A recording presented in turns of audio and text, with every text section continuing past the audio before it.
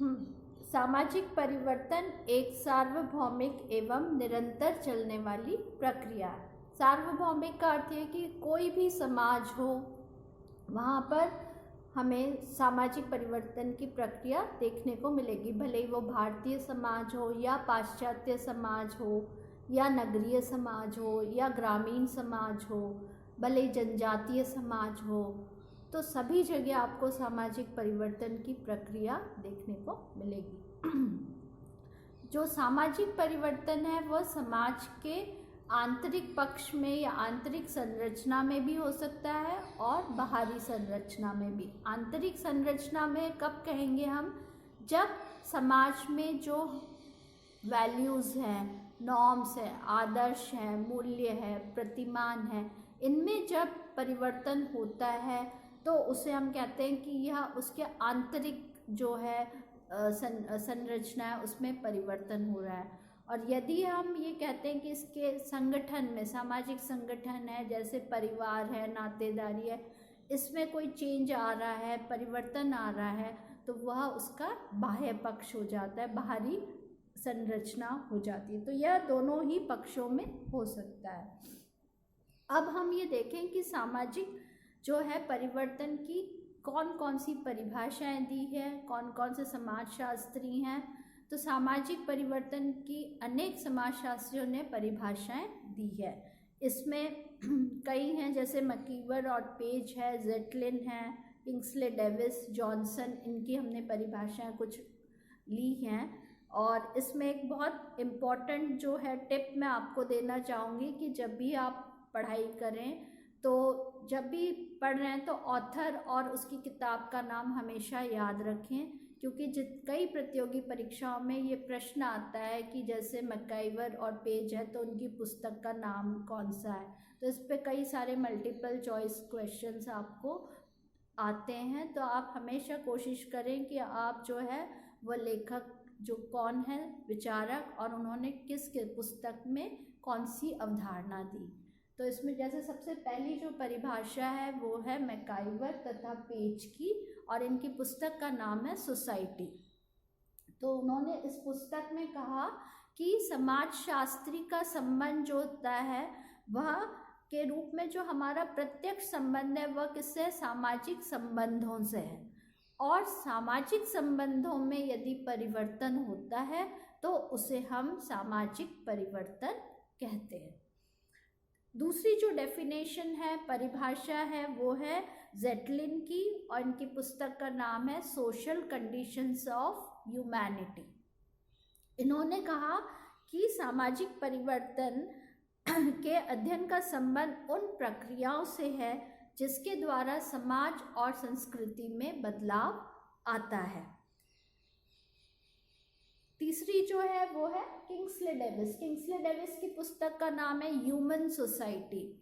तो उन्होंने ये कहा कि जो सामाजिक परिवर्तन है उससे जो हमारा तात्पर्य है कि जो भी सामाजिक संगठन है या समाज की में जो संरचना है या उसकी प्रकार्य है, यदि उसमें बदलाव है तो उसे हम सामाजिक परिवर्तन कहते हैं। H.M. जॉनसन है, इनकी पुस्तक का नाम है सोशियोलॉजी। उन्होंने भी ये कहा कि बुनियादी अर्थ में सामाजिक परिवर्तन से अभिप्राय सामाजिक संरचना में परिवर्तन से है। तो यदि हम इन सभी परिभाषाओं को देखें, ये केवल मात्र 4 परिभाषा हैं, बाकी और भी परिभाषाएं यदि आपको देखनी है तो लाइब्रेरी में बहुत सारी बुक्स में सामाजिक परिवर्तन को बताया गया है, उसमें से आप और भी परिभाषाएं देख सकते हैं। अब इन परिभाषाओं से तो यह तो स्पष्ट है कि क्या है, परिवर्तन एक व्यापक प्रक्रिया है, यानी यह बहुत बड़े स्तर पर देखी जा सकती है। समाज के किसी भी क्षेत्र में कोई विचलन होता है तो उसे हम, या बदलाव होता है तो उसे हम सामाजिक परिवर्तन कह सकते हैं। विचलन का अर्थ ये नहीं है कि यह खराब ही होगा या नेगेटिव ही होगा। विचलन पॉजिटिव भी हो सकता है और नेगेटिव भी हो सकता है, असामाजिक भी हो सकता है, सामाजिक भी हो सकता है। तो जो भी समाज के पक्ष हैं, चाहे वह आर्थिक पक्ष हो, चाहे वह धार्मिक पक्ष हो, चाहे वो राजनीतिक पक्ष हो, उन सभी में अगर कोई परिवर्तन या बदलाव या विचलन देखा जा सकता है तो उसे हम क्या कहते हैं, सामाजिक परिवर्तन कह सकते हैं। परिवर्तन समाज के समस्त ढांचे में भी आ सकता है और यह केवल किसी एक पक्ष में भी आ सकता है, तो इसके कई रूप हो सकते हैं। लेकिन यह एक फैक्ट है कि परिवर्तन एक सार्वकालिक घटना है, यानी जब से इस समाज में मनुष्य ने रहना शुरू किया, और आप देखें कि आदि मानव जब जिस समाज में रहता था उसका जैसा समाज था और आज का समाज है, तो इस दौरान कई सारे सामाजिक परिवर्तन समाज ने देखे हैं। तो यह क्या है, एक अनवरत चलने वाली प्रक्रिया है। अब हम यदि देखें कि इसकी क्या विशेषता है सामाजिक परिवर्तन की, तो सबसे पहली विशेषता है कि यह एक विश्वव्यापी प्रक्रिया है, यानी कि भारतीय समाज में भी सामाजिक परिवर्तन है, पाश्चात्य समाज में भी है, हर समाज में आपको सामाजिक परिवर्तन देखने को मिलेगा। ऐसा विश्व में कोई भी समाज नहीं है जिसमें कि सामाजिक परिवर्तन ना देखने को मिले। दूसरा, सामाजिक परिवर्तन जो है इसके बहुत अलग अलग रूप होते हैं, जैसे कि उद्विकास है, प्रगति है, रूपांतरण है, ट्रांसफॉर्मेशन जिसे कहते हैं, क्रांति है, रेवोल्यूशन है, ये सब सामाजिक परिवर्तन के अलग अलग प्रकार हैं, टाइप्स हैं। जो सामाजिक परिवर्तन है उसकी गति एक जैसी नहीं होती कभी भी। जैसे इसमें मैं एग्जाम्पल दूंगी, जैसे एंथनी गिडेंस हैं, उन्होंने ये कहा था कि 18वीं शताब्दी के बाद 19वीं शताब्दी और 20वीं शताब्दी में सामाजिक परिवर्तन की गति एकदम तेज देखी गई, और उससे जो पूर्व के समाज थे, जैसे जो पहले के आप मान लीजिए कृषि समाज थे या आदिम समाज थे या जनजातीय समाज है, उसमें जो है सामाजिक परिवर्तन की गति थोड़ी स्लो थी, थोड़ी कम थी। तो यह ज़रूरी नहीं है कि एक जैसी गति हो, अलग अलग समाजों में उसकी गति कम या ज़्यादा हो सकती है, तीव्र हो सकती है या धीमे हो सकती है। और नेक्स्ट इसकी जो है कि सामाजिक परिवर्तन एक सामुदायिक परिवर्तन है। ये बहुत इम्पॉर्टेंट इसकी विशेषता है कि जब हम सामाजिक परिवर्तन की बात कर रहे हैं तो उसका यह अर्थ है कि जो सामाजिक परिवर्तन है वो पूरे के पूरे समुदाय में, पूरे समाज में पाया जाने वाला परिवर्तन है। ऐसा नहीं कि समाज के किसी एक परिवार में कोई परिवर्तन हो रहा है तो हम उसको सामाजिक परिवर्तन कह देंगे। तो यह पूरे समुदाय में जब परिवर्तन देखने को मिलता है तभी हम उसे सामाजिक परिवर्तन कह सकते हैं। और यह एक अनिवार्य घटना है, जैसे मैंने पहले कहा कि ये बिल्कुल सतत चलने वाली घटना है, सामाजिक परिवर्तन प्रक्रिया है। और दूसरी लास्ट जो इसकी विशेषताएं हैं जो विचारकों ने बताई हैं कि सामाजिक परिवर्तन की निश्चित भविष्यवाणी नहीं की जा सकती। मान लीजिए आज कोई घटना होती है समाज में घटित, तो आप इस समय आप भविष्यवाणी नहीं कर सकते कि अगले 50 साल के बाद क्या स्वरूप होगा हमारे समाज का, या अगले 100 वर्ष के बाद हमारे समाज का स्वरूप कैसा होगा। तो इसकी आप निश्चित तौर पर भविष्यवाणी नहीं कर सकते कभी भी। अब हमें ये इम्पोर्टेंट है ये देखना कि सामाजिक परिवर्तन के कारक क्या है, फैक्टर्स क्या है। तो सामाजिक परिवर्तन जो है उसके अनगिनत कारण, ये क्यों होता है सामाजिक परिवर्तन, ऐसे कौन से फैक्टर्स होते हैं जिसके कारण समाज में परिवर्तन आता है। तो जो ये परिवर्तन है उसके अनगिनत कारक है, बहुत सारे फैक्टर्स है, और समय के साथ परिवर्तन के कारक भी बदलते रहते हैं और उसका स्वरूप भी बदलता है। मतलब फैक्टर्स भी बदलते हैं, कारण भी बदल जाते हैं और उसका स्वरूप भी बदल जाता है। एच.एम. जॉनसन जो थे उन्होंने परिवर्तन के स्रोतों को ध्यान में रखते हुए उन्होंने जो सामाजिक परिवर्तन है उसके कारकों को 3 भागों में बांटा था। एक है आंतरिक कारक, बाह्य कारक और गैर सामाजिक पर्यावरण। तो जैसे मैंने पहले भी बताया था, आंतरिक कारक क्या है, जब समाज के अंदर आंतरिक संरचना में ही अंतर विरोध होता है तो उसमें सामाजिक बदलाव आते हैं। जैसे कई समाज है जिसमें कोई परंपरा चली आ रही है और धीरे धीरे लोगों में उसके प्रति विरोध धीरे धीरे होता गया और फिर वह चेंज हो गई, परिवर्तित हो गई।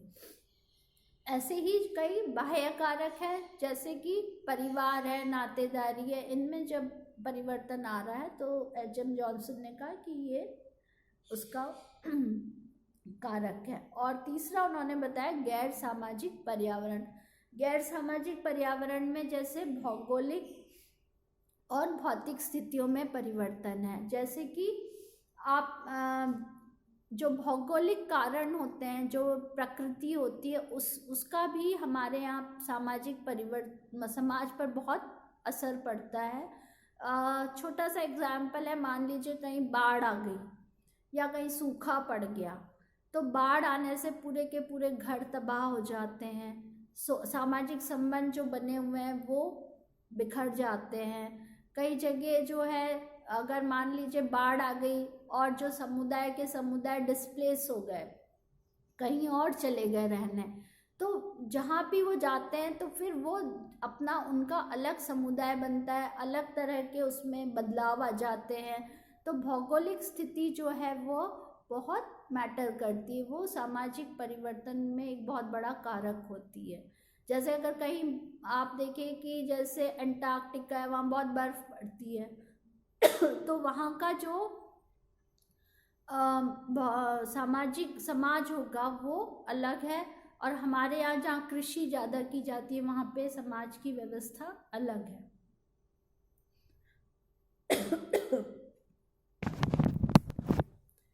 इसी तरीके से एंथनी जो गिडन्स है, उन्होंने भी जो इसके कारक है उसको 3 भागों में वर्गीकृत करके देखा है। पहला भौतिक पर्यावरण, जो कि भौतिक स्थितियां हैं, प्रकृति है, उसके कारण जो सामाजिक परिवर्तन होता है वो उन्होंने बताया। एक राजनीतिक व्यवस्था उन्होंने बताया और एक संस्कृति। तो एंथनी गिडन्स ने जो तीसरा कारक बताया वो संस्कृति के कारण भी, संस्कृति में बदलाव के कारण भी सामाजिक परिवर्तन देखे जा सकते हैं। इसी तरीके से मैकीवर तथा पेज ने भी जो है सामाजिक परिवर्तन के 3 कारक बताए हैं, प्रौद्योगिक, जैविक और सांस्कृतिक। आज की वर्तमान जो समाज है उसमें जो प्रौद्योगिक कारक है वो बहुत ज़्यादा, उसके कारण हम सामाजिक परिवर्तन देखने को मिल रहा है। जैसे अगर आप देखें तो 18वीं शताब्दी में जब औद्योगिक क्रांति हुई थी और कई सारे आविष्कार होते गए, उन आविष्कारों के कारण हमारे समाज में अनेक बदलाव आए, अनेक परिवर्तन आए। पहिए का आविष्कार हुआ तो क्या हुआ, जो व्यक्ति है उनकी मोबिलिटी बढ़ गई, एक देश से दूसरे देश जाने लग गए, उनमें माइग्रेशन होने लग गया। तो वो जब एक देश से दूसरे देश गए तो वो अपने साथ अपनी संस्कृति ले गए, अपना रहन सहन ले गए, खान पान ले गए। तो इसलिए जो है वो सामाजिक परिवर्तन में प्रौद्योगिक कारक जो है वो बहुत इम्पोर्टेंट है। ऐसे ही जो जैविक कारक है, जैविक कारक में भी बायोलॉजिकल जो फैक्टर्स है, मान लीजिए जो व्यक्ति है उसकी कितनी एज रहती है, उससे भी समाज में बदलाव आते हैं। जैसे अगर ऐसा समाज है जहाँ पर वृद्ध लोगों की संख्या अधिक है या युवा लोगों की संख्या अधिक है, तो ऐसे समाज में भी आपको अलग तरह के बदलाव देखने को मिलते हैं। और तीसरा जैसे उन्होंने बताया सांस्कृतिक, तो जैसे ही संस्कृति में परिवर्तन होता है, मान लीजिए भौतिक जो संस्कृति है या अभौतिक संस्कृति है, उसमें यदि बदलाव आता है तो सामाजिक परिवर्तन हमें देखने को मिलता है। इसमें जो है जैसे पिछले वर्ष जो है विश्वविद्यालय की जो अपनी परीक्षा थी उसमें कई इस तरीके के प्रश्न आए हैं, जैसे सामाजिक परिवर्तन के प्रमुख कारकों का उल्लेख कीजिए। सामाजिक परिवर्तन में प्रौद्योगिकी की भूमिका पर चर्चा कीजिए। या सामाजिक परिवर्तन, इसमें आपको लघुत्तरात्मक प्रश्न भी आ सकता है, निबंधात्मक भी आ सकता है।